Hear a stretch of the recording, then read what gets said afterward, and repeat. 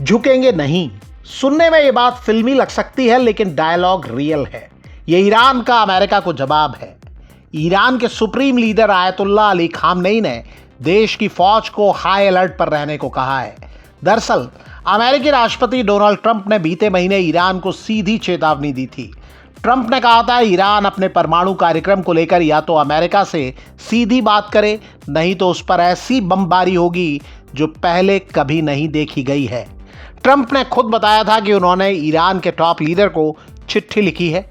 अब इजराइल के PM Netanyahu America पहुंच गए हैं। मीडिया रिपोर्टों में दावा किया जा रहा है कि दोनों नेता ईरान पर भी बात करेंगे। इजराइल ने बीते 1-1.5 साल में ईरान की उस धुरी पर गहरी चोट की है जिसे ईरान एक्सेस ऑफ रेजिस्टेंस कहता है। इजराइल ने हमास और हिजबुल्लाह के बड़े नेताओं को मार गिराया है। बीते अक्टूबर में ईरान पर पलटवार करते हुए इजराइल ने उसके एयर डिफेंस सिस्टम को गहरी चोट देने का दावा किया था। उधर ट्रंप को लेकर तो ईरान में लगातार चिंता का माहौल रहा ही है। बीते साल नवंबर में जब अमेरिकी राष्ट्रपति चुनाव में ट्रंप की जीत का ऐलान हुआ था, तब ईरान का रियाल अमेरिकी डॉलर के मुकाबले 7 लाख के ऊपर चला गया था। यानी $1 में 7 लाख से ज्यादा रियाल मिलते। याद रखना होगा कि 2015 में बराक ओबामा के राष्ट्रपति रहते जब ईरान का परमाणु समझौता हुआ था, तब $1 में 32,000 ईरानी रियाल मिलते थे। लेकिन तमाम चुनौतियों और चिंताओं के बीच भी ईरान ये दिखाने की कोशिश में है कि वो कमजोर नहीं है और ट्रंप की धमकी से डर नहीं रहा है। एक्सपर्ट दावा कर रहे हैं कि ईरान उस स्थिति में कतई नहीं आना चाहता जिसमें यूक्रेन के राष्ट्रपति वोलोदिमीर जेलेंस्की दिखाई दिए थे, जहां उन्हें ट्रंप और अमेरिकी उपराष्ट्रपति जेडी वेंस ने व्हाइट हाउस बुलाकर बुरी तरह हड़काया था। ईरान ने साफ तौर पर कहा है कि अमेरिका से सीधी बातचीत का तो सवाल ही नहीं है। बातचीत हो सकती है तो ओमान के जरिए। ओमान दोनों देशों के बीच में ये भूमिका पहले भी निभाता रहा है। समाचार एजेंसी रॉयटर्स ने ईरान के एक अधिकारी के हवाले से दावा किया है कि ओमान के जरिए बातचीत हुई तो अंदाजा लगाया जा सकता है कि अमेरिका कूटनीतिक हल निकालने को लेकर कितना गंभीर है। इतना ही नहीं, ईरान ने मिडिल ईस्ट के तमाम देशों को हड़काने के अंदाज में चेतावनी दी है कि अगर अमेरिका सैन्य कार्रवाई के बारे में सोचता है तो वो ईरान के खिलाफ जाने की जरूरत न करें, यानी अमेरिका को किसी तरह का सपोर्ट न दें। अगर किसी ने ऐसा किया तो गंभीर नतीजे भुगतने को तैयार रहें। ये चेतावनी इराक, कुवैत, यूएई, कतर, तुर्की और बहरीन को दी गई है। अब समझने की बात है कि तनाव का मुख्य मुद्दा क्या है, तो जान लीजिए। ईरान के परमाणु कार्यक्रम पर नजर रखने वाले एक्सपर्ट दावा करते हैं कि वो परमाणु हथियार बनाने के बहुत करीब है। हालांकि ईरान बार बार कहता है कि उसका परमाणु कार्यक्रम शांति के लिए है, उसका हथियार बनाने का कोई इरादा नहीं है। लेकिन एक्सपर्ट दावा करते हैं कि ईरान के पास पहले की तुलना में अब परमाणु हथियार बनाने की काबिलियत बढ़ गई है।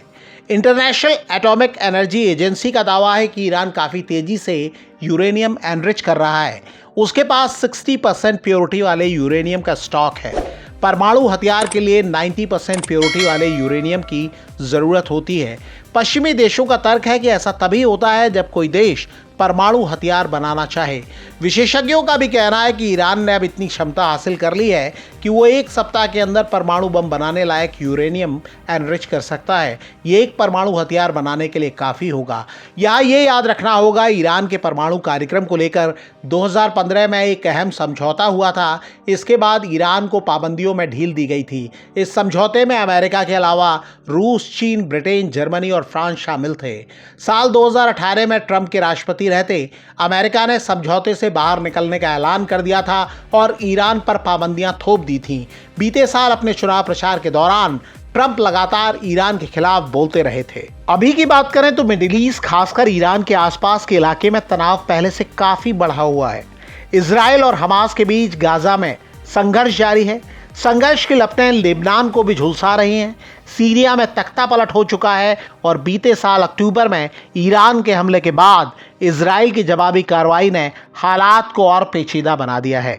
ईरान समर्थित यमन के हूती विद्रोहियों पर अमेरिकी हमले जारी हैं। अगर अमेरिका और ईरान में तनाव बढ़ता है तो हालात और मुश्किल हो सकते हैं। ये वो इलाका है जहां दुनिया का सबसे ज़्यादा तेल पैदा होता है। एक्सपर्ट दावा करते हैं कि ईरान कई चुनौतियों में घिरा हुआ है। ईरान के सहयोगियों हमास और हिजबुल्लाह की टॉप लीडरशिप को इजराइल खत्म कर चुका है। ईरान के एक्सेस ऑफ रेजिस्टेंस में हमास, हिजबुल्लाह और हूती अहम हैं, जिन्हें वो हथियार, टेक्नोलॉजी और पैसे देता रहा है और वो उसके लिए प्रॉक्सी वार लड़ते हैं। सितंबर में इजराइल के हमले में हिजबुल्लाह के हसन नसरल्लाह की मौत हो गई थी। उसके पहले ईरान की राजधानी तेहरान में हमास के नेता इस्माइल हानिया मारे गए थे। वो ईरान के राष्ट्रपति मसूद पेजेश्कियान के शपथ समारोह में हिस्सा लेने आए थे। अक्टूबर में इजराइल ने याह्या सिनवार को भी मार दिया। सीरिया में बशर अल असद का तख्ता पलट होने से भी ईरान को झटका लगा है। सीरिया के रास्ते ईरान हिजबुल्लाह तक हथियार भेजता था। रूस को ईरान के पुराने और विश्वस्त सहयोगियों में गिना जाता है, लेकिन अमेरिकी राष्ट्रपति ट्रंप और रूसी राष्ट्रपति व्लादिमीर पुतिन के बीच खास केमिस्ट्री देखने वाले आशंका जाहिर करते हैं और सवाल करते हैं कि क्या रूस अब भी ईरान के पीछे मजबूती से डटा रहेगा। दिक्कतें सिर्फ ईरान के सामने नहीं, अमेरिका के सामने भी है। राष्ट्रपति ट्रंप की टैरिफ नीति को लेकर अमेरिका में उनके खिलाफ प्रदर्शन हो रहे हैं। यूक्रेन मामले में उनके रुख को लेकर पश्चिमी देशों और अमेरिका के बीच दूरी बढ़ी है। ट्रंप टैरिफ को लेकर एक तरफ ग्लोबल मंदी की आशंका जाहिर की जा रही है, तो दूसरी तरफ चीन के मजबूत होने का दावा भी किया जा रहा है। ऐसे में ईरान के खिलाफ मोर्चा खोलना ट्रंप के लिए नई चुनौती से रूबरू होने जैसा हो सकता है। रूस 3 साल से ज़्यादा वक्त के बाद भी यूक्रेन जंग में फंसा हुआ है। ऐसे में यह भी दावा किया जाता है कि अमेरिका अगर ईरान से जंग में उलझता है तो कहीं ये लड़ाई उसके लिए भी गले की फांस न बन जाए। न्यूयॉर्क टाइम्स की एक रिपोर्ट के मुताबिक अमेरिका बड़ी रकम खर्च करने के बाद भी हूती विद्रोहियों का ज़्यादा नुकसान नहीं कर पाया है। फिर सवाल चीन का भी है। कई मीडिया रिपोर्टों में दावा किया जाता है कि रूस अगर रुख बदलता है तो भी ईरान को चीन से जैसे सहयोग मिलता रहा है वो आगे भी मिलेगा।